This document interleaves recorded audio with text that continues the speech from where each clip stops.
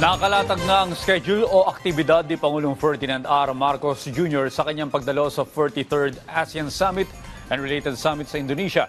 Kabilang dyan ang pagkakaroon ng one-on-one meeting sa Philippine delegation. Si Alan Francisco sa detalye live. Alan?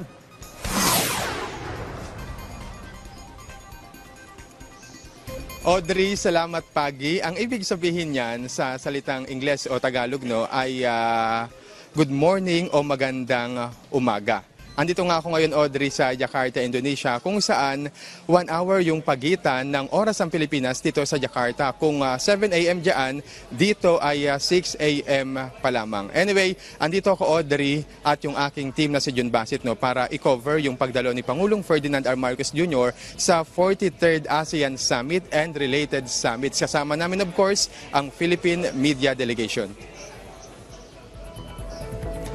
Audrey, mahalaga itong pagdalo ni Pangulong Marcos sa summit na ito dahil pag-uusapan ang mga isyong nakaapekto sa mga bansang miyembro ng Timog Silangang Asya at gayon din ang iba pang pandaigdigang isyu. Gaya ng sabi ni President Marcos, isusulong niya ang interes ng Pilipinas dito. Kaya naman buhat ng dumating kahapon kasama si First Lady Liza Marcos, Congressman Sandro Marcos, House Speaker Martin Romualdez at ibang cabinet secretaries ay magiging abala na ang Philippine delegation simula ngayong araw, partikular si President Marcos. Base sa schedule ng activities ng Pangulo, alas 8 ng umaga oras dito ay 7 a.m. dyan magkakaroon ng one-on-one meeting ang Philippine delegation sa Indonesia Strategic Partners. Alas 10 ng umaga naman ay isasagawa ang opening ceremony ng 43rd ASEAN Summit dito yan at by 10:30 a.m. magisimula ang plenary session ng ASEAN Summit. Pagpatak, Audrey, ng alas 12 ng tanghali ay magkakaroon ng leaders lunch. Susundan yan ng opening ng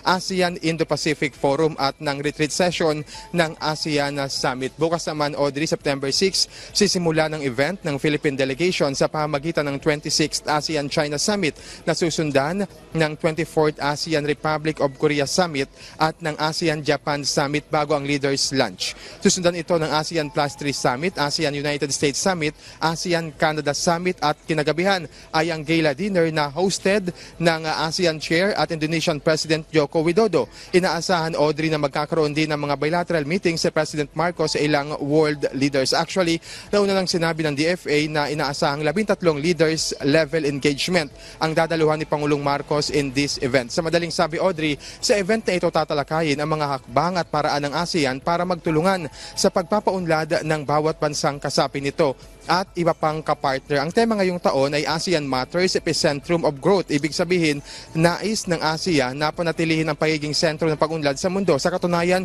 batay sa pagtataya ng International Monetary Fund o IMF na natiling mataas ang pag-unlad ng ekonomiya sa Timog Silangang Asya sa kabilayan ng inaasahang pagaba ng global economy. Magtatapos itong ASEAN Summit sa September 7 kung saan ipapasa ng Indonesia ang ASEAN chairmanship sa Lao People's Democratic Republic.